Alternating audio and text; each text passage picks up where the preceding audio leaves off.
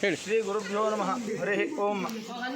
ಓಂ ನಮಃ ಶಾಂತಾಯ ದಿವ್ಯಾಯ ಸತ್ಯಧರ್ಮ ಸ್ವರೂಪಿಣೆ ಸ್ವಾನಂದ ಮೃತತೃಪ್ತಾಯ ಶ್ರೀಧರಾಯ ನಮೋ ನಮಃ.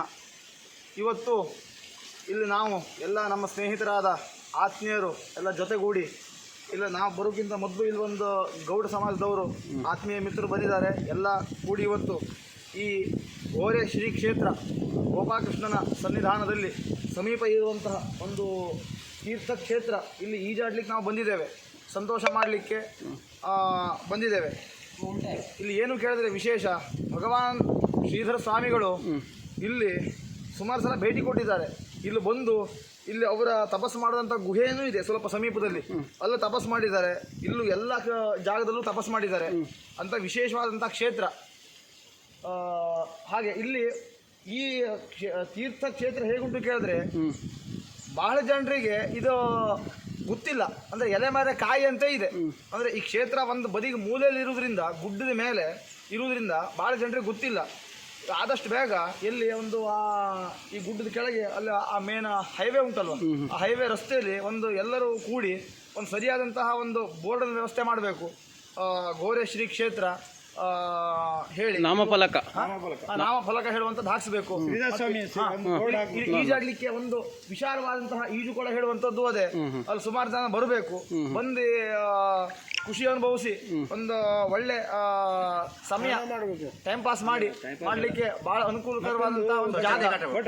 ಇಲ್ಲಿ ಮತ್ತೇನು ಕೇಳಿದ್ರೆ ಇಲ್ಲಿ ಎಲ್ಲ ಒಂದು ತೀರ್ಥಕ್ಷೇತ್ರ ಆಗಲಿ ಅಥವಾ ಒಂದು ಇತರೆ ಜಾಗಗಳಾಗಲಿ ಬಂದಂತ ಹೆಚ್ಚಿನ ಪ್ರವಾಸಿಗರಾಗಲಿ ಜನರಾಗಲಿ ಏನು ಬೇಕಾಬಿಟ್ಟು ಮನಸ್ಸಿಗೆ ಬರೋ ಥರ ಗಲೀಜು ಮಾಡೋದು, ಒಂದು ಅಪವಿತ್ರತೆ ಮಾಡೋದು ಅಥವಾ ಅನಾಚಾರ ದುರಾಚಾರ ಇಂಥ ಒಂದು ಕೆಟ್ಟ ಕೆಲಸಗಳನ್ನು ಮಾಡೋದು ಅಂತ ದಯವಿಟ್ಟು ಮಾಡಬೇಡಿ. ಇವತ್ತಿನ ದಿನ ನನ್ನೊಂದು ವಿನಂತಿ. ಹಾಗಾಗಿ ನೀವು ದೇವರ ಶಾಪಕ್ಕೆ, ಗುರುಗಳ ಶಾಪಕ್ಕೆ ಗುರಿಯಾಗಬೇಡಿ.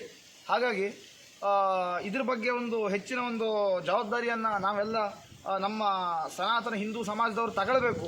ಕಂಡಲ್ಲಿ ಸರಿಯಾದಂತಹ ಒಂದು ಶಿಕ್ಷೆಯನ್ನು ನಾವೇ ಕೊಡಬೇಕು, ಗಂಭೀರವಾಗಿ ನಾವು ಪರಿಗಣಿಸಬೇಕು. ಎಲ್ಲದಕ್ಕೂ ಸರ್ಕಾರ ಹೇಳ್ತಿದ್ರೆ ಆಗುದಿಲ್ಲ. ಎಲ್ಲದಕ್ಕೂ ಸರ್ಕಾರ ಬರುವುದಿಲ್ಲ, ಪೊಲೀಸರು ಬರುವುದಿಲ್ಲ.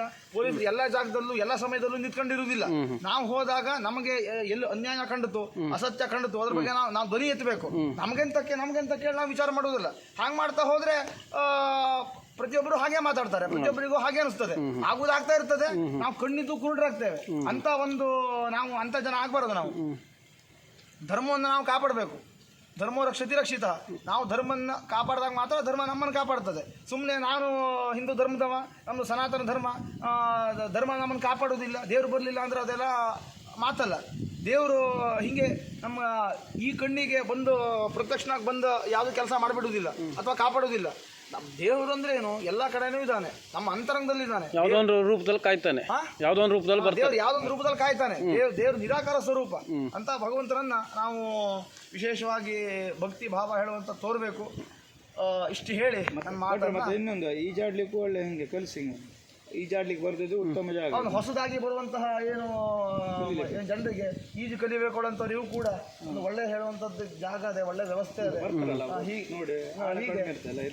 ಹೇಳಿ ನನ್ನ ಮಾತನ್ನ ಮುಗಿಸ್ತೇನೆ. ಜೈ ಹಿಂದ್, ಜೈ